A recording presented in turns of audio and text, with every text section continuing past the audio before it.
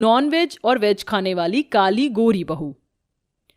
ओम गृणी सूर्यादित्योयम ओम गृणी सूर्यादित्यश्री ओम ह्रीं ह्रीं सूर्याय नमः।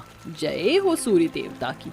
जरा घर के बाहर देख कर आऊं अखबार वाला आया है या नहीं। तुलसी देवी इतना कहकर घर के बाहर मेन गेट पर आती हैं कि उसे अपने घर के सामने छोटी छोटी खाई हुई हड्डियां पड़ी हुई मिलती हैं। शिव शिव शिव शिव, ये सुबह सुबह इनका नाम लेने की जगह ये क्या देखने को मिल गया। जरूर ये सामने वाली पड़ोसन की बहू तारा ने किया है, इसीलिए मुझे मांसाहारी खाने वाले लोग पसंद नहीं है। अभी बताती हूँ। अरे ओ कमला, जरा बाहर निकल। ये क्या किया है तेरी बहू ने? रात को सोने में जी घबराता है क्योंकि तुम उल्टा सीधा बनाते रहते हो, और दिन में सड़क पर ये सब कौन डालता है। ब्राह्मण तुलसी देवी की बात सुनते ही पड़ोसन कमला और उसकी बहू तारा बाहर आते हैं। अरे क्या हुआ तुलसी तुझे? क्यों सुबह सुबह एफएम रेडियो की तरह चालू हो जाती है? वही तो मॉम जी, इतनी अच्छी नींद में सो रही थी मैं, पर आंटी की कांटों भरी आवाज ने मुझे जगा दिया। तुम दोनों ज्यादा सती सावित्री बनने की कोशिश मत करो। नींद तो तुम लोगों ने मेरी उड़ा रखी है। ये हड्डियां खाकर मेरे घर के सामने क्यों डाल दी हैं? क्या तुम्हारे घर में कूड़ादान नहीं है? ओह मॉम जी, लास्ट नाइट मैंने ये खाकर घर के बाहर डस्टबिन में डाल दिया था, लेकिन रात को गली के कुत्तों ने आंटी जी के घर के आगे फेंक दिया। अब इसमें मेरी क्या गलती?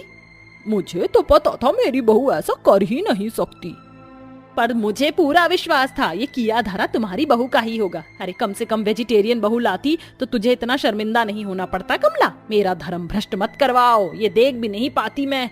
जल्दी से इसे साफ करवा दे, पूजा का वक्त हो रहा है। हाँ हाँ कर रही हूँ मैं।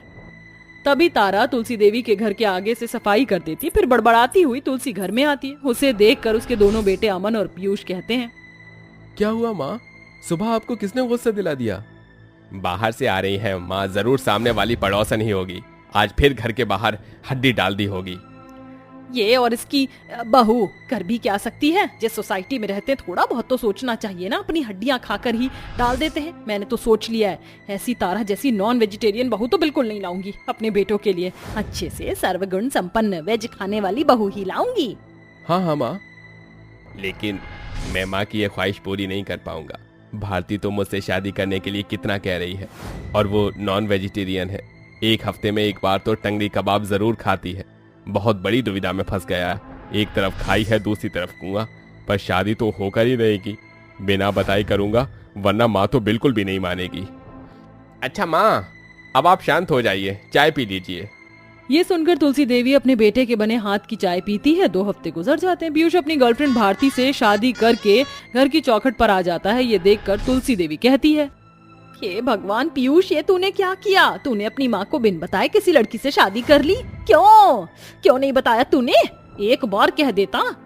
माँ, वो दरअसल भारती नॉन वेजिटेरियन है। यह बात मैं आपको बता नहीं सकता था। बताता तो आप शादी नहीं करने देती, इसलिए मैंने डायरेक्ट शादी कर ली।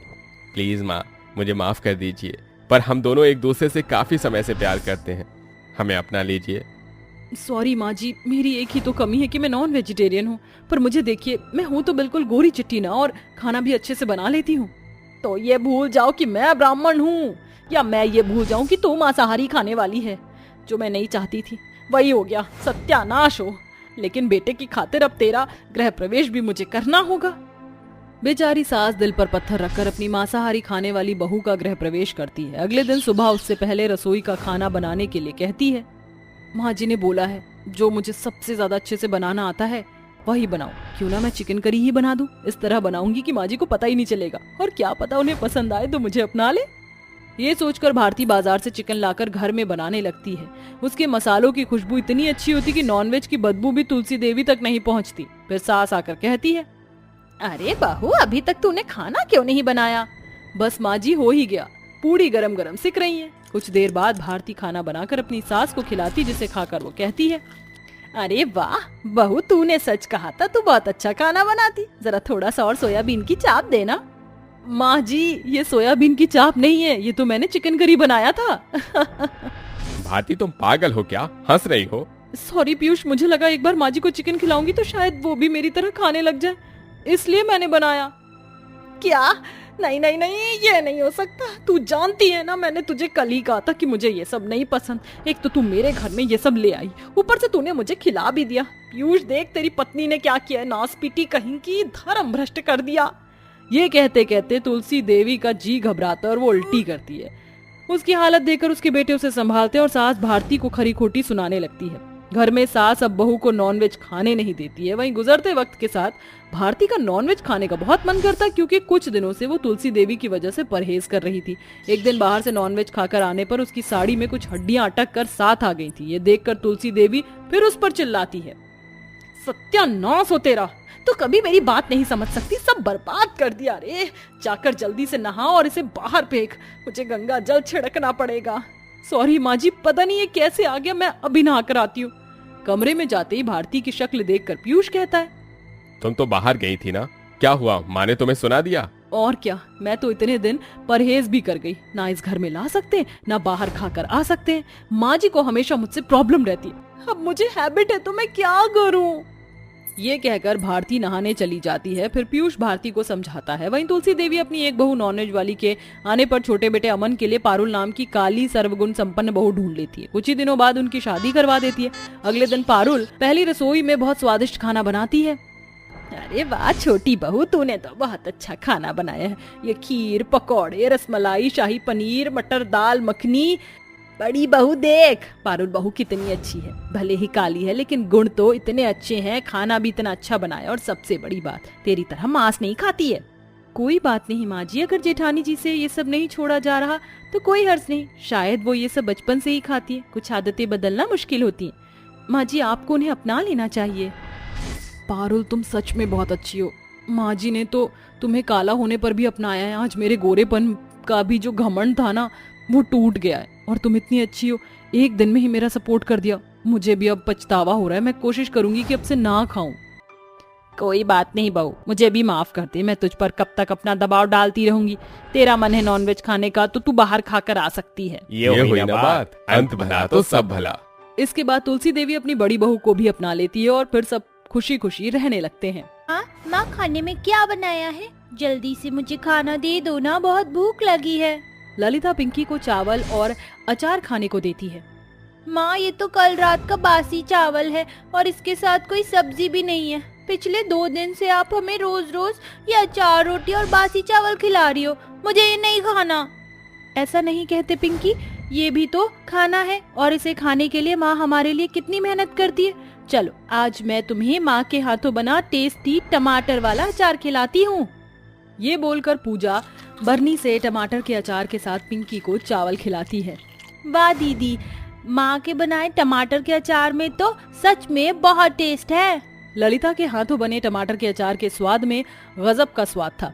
हर माँ की तरह ललिता भी अपनी 5 बेटियों को अच्छी जिंदगी देना चाहती थी। उसके पास थोड़ी सी जमीन थी जहाँ वह टमाटर की खेती करके हर दिन पके टमाटर को बाजार में बेचा करती थी, मगर साग सब्जियों की महंगाई के कारण वह अचार से खाना खाते थे। पूजा बेटी, मैं खेत पर जा रही हूँ, शाम तक लौटूंगी, अपना और अपनी बहनों का ख्याल रखना। ठीक है माँ।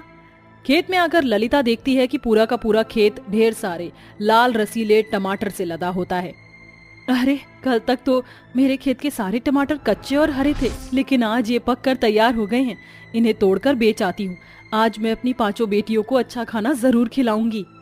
टमाटर तोड़कर ललिता उन्हें सस्ते भाव में व्यापारी के हाथों बेचकर पैसे लेकर घर आती है, जहाँ ललिता का शराबी पति गजेंद्र गुस्से में घर का सामान तोड़ फोड़ रहा होता है और उसकी 5 बेटियां कोने में खड़ी होती हैं। ललिता के हाथों में पैसा देखकर गजेंद्र उसे मक्खन लगाते हुए कहता है, आ गई मेरी रसमलाई, ला दे, ये पैसे मुझे दे। नहीं, मैं तुम्हें ये पैसे नहीं दूंगी। मेरी बच्चियां भूखी हैं, उन्हें खाने की जरूरत है। तुम सारा दिन शराब पीते रहते हो, कमाते धमाते तो हो नहीं, शर्म नहीं आती तुम्हें मुझसे पैसे मांगते? ससुरी जवाब देती है, मैं तेरा पति हूँ, पति परमेश्वर। ला दे ये पैसे मुझे, और ये 5 हरामजादी खाकर क्या करेंगी? गजेंद्र ललिता से पैसे छीनकर शराब पी जाता है। उस रात बहुत ही जोरों की बारिश होती है। तभी बारिश में भीगा हुआ गजेंद्र घर आता है और अचानक से उसे खून की उल्टियां होती हैं। हे भगवान, इन्हें तो खून की उल्टियां हो रही हैं। मैं क्या करूं? मुझे इन्हें अस्पताल लेकर जाना होगा।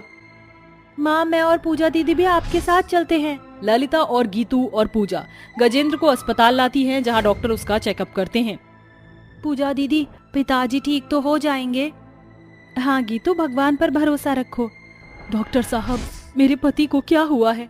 देखिए, ज्यादा शराब पीने के कारण आपके पति की किडनी डैमेज हो गई है। उसका ऑपरेशन करना होगा और ऑपरेशन में 2 लाख रुपए लगेंगे। अब तक तो गरीब ललिता के सर पर अपनी 5 बेटियों का पेट पालने की ही जिम्मेदारी थी, मगर अब उसे अपने पति की जिंदगी भी बचानी थी। ललिता दिन रात बस यही सोचती थी कि आखिर वो ऐसा क्या करे। तभी 5 साल की पूजा और 7 साल की स्वीटी उसके पास आती है। माँ, थोड़ा सा खाना खा लो, तुमने 2 दिनों से कुछ नहीं खाया। हाँ माँ, थोड़ा सा खा लो, अगर तुम नहीं खाओगी तो हम भी नहीं खाएंगे। पूजा अपनी माँ को टमाटर का अचार और रोटी खिलाती है। तभी ललिता भी अपनी 5 बेटियों को एक एक निवाला खिलाती है और नीलू कहती है, माँ, तुम कितना स्वादिष्ट टमाटर का अचार बनाती हो। माँ, तुम ये टमाटर के अचार बनाकर बाजार में क्यों नहीं बेचती? उससे तुम्हें अच्छे पैसे मिलेंगे और पिताजी का ऑपरेशन जल्दी हो जाएगा। नीलू की बातें गरीब ललिता को कमाई का एक नया रास्ता दिखाती हैं, जिसके बाद ललिता खेत से सारे टमाटर तोड़कर घर लाती है और टमाटर का अचार बनाना शुरू करती है, जिसमें कि उसकी 5 बेटी भी उसकी मदद करती हैं। ये देखकर गजेंद्र कहता है, मुझे बचाने के लिए मेरी बीवी और मेरी 5 बेटियां कितनी मेहनत कर रही हैं। मैं न तो अच्छा पति बन पाया, न एक अच्छा पिता। ऐसा कहते हुए गजेंद्र फूट फूट कर रोने लगता है। तभी पिंकी उसके आंसू पोंछकर कहती है, चुप हो जाओ पिताजी, आप रो मत, हम आपको कुछ नहीं होने देंगे, आप ठीक हो जाओगे। फिर ललिता और उसकी 5 बेटियां टमाटर का अचार बेचने बाजार में आती हैं और फुटपाथ पर बैठकर अचार बेचने लगती हैं। अचार ले लो, अचार, स्वादिष्ट टमाटर के खट्टे मीठे अचार, 10 रुपया पाव, स्वादिष्ट अचार।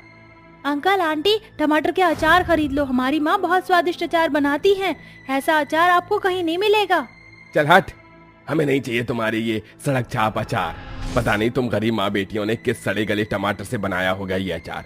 इस बाजार में स्टोर और मॉल की कमी नहीं है, हम वहीं से अचार खरीदेंगे। ग्राहक उन गरीब माँ बेटियों को फटकार कर चला जाता है। सुबह से शाम ढल जाती है, मगर उन गरीब माँ बेटियों के बनाए टमाटर के अचार को कोई नहीं खरीदता। माँ, इस बाजार में इतने सारे स्टोर और मॉल हैं, इसीलिए हम गरीब माँ बेटियों के अचार कोई नहीं खरीद रहा, ऐसे कैसे चलेगा? ललिता और उसकी बेटियां उदास होकर अचार लेकर घर लौट आती हैं। अगले दिन फिर से अचार बेचने बाजार आती हैं, मगर आज भी उनके अचार कोई नहीं खरीदता। मुझे नहीं लगता कि हमारे बनाए टमाटर के अचार बिकेंगे। मैं ऐसे समय नहीं गवा सकती। कल एक आखिरी बार हम अपने टमाटर के अचार बेचने की एक आखिरी कोशिश करेंगे, वरना मैं कुछ और काम करूंगी। अगले दिन वह फिर से बाजार में आती है, जहां बाजार में बढ़ी टमाटर की तेज महंगाई के कारण ग्राहक उसके पास आते हैं। अरे ओ अचार वाली, ये टमाटर के अचार कैसे बेच रही हो? 15 रुपए पाव और 60 रुपए किलो मैडम जी। सिर्फ 60 रुपए किलो? इतने सस्ते अचार तुम्हारे टमाटर के अचार के भाव से ज्यादा महंगे तो बाजार में टमाटर बिक रहे हैं। फिर तुम इतने सस्ते अचार क्यों बेच रही हो? कहीं इस अचार में सड़े गले टमाटर का इस्तेमाल तो नहीं किया? नहीं नहीं आंटी जी, हमारी माँ के बनाए टमाटर के अचार सस्ते इसलिए है क्योंकि हम टमाटर खुद मेहनत करके खेत में उगाते हैं और फिर अचार बनाते हैं। एक अचार चक्कर देखिए। जैसे ही वह औरत टमाटर का अचार चखती है तो अचार स्वाद में बहुत ही गजब के होते हैं। सचमुच ये अचार तो वाकई में बहुत ही स्वादिष्ट है। एक काम करो, ये सारे अचार मुझे दे दो, मुझे ये सारे टमाटर के अचार चाहिए। बताओ कितने पैसे हुए? सारे अचार के 3000 रुपए हो गए मेम साहब। वह औरत ललिता को 3000 रुपए देकर अचार खरीद लेती है। माँ, बाजार में टमाटर की महंगाई के बढ़ते ही लोग हम गरीब माँ बेटियों के ही अचार खरीद रहे हैं। कल से हम टमाटर के अचार के साथ साथ बाजार में टमाटर भी बेचेंगे, इससे हमें अच्छी कमाई होगी। हाँ पूजा बेटी, तू बिल्कुल ठीक कह रही है। अगले दिन सुबह सुबह ही ललिता और उसकी बेटियां खेत से टमाटर तोड़कर उन्हें टोकरी में लेकर बाजार में आती हैं। पूजा, गीतू, नीलू बेटा, तुम ये अचार की बरनी ले लो और मैं एक टोकरी टमाटर लेकर बाजार चलती हूँ। ठीक है माँ। थोड़ी देर में ललिता अपनी बेटियों के साथ बाजार पहुँच जाती है।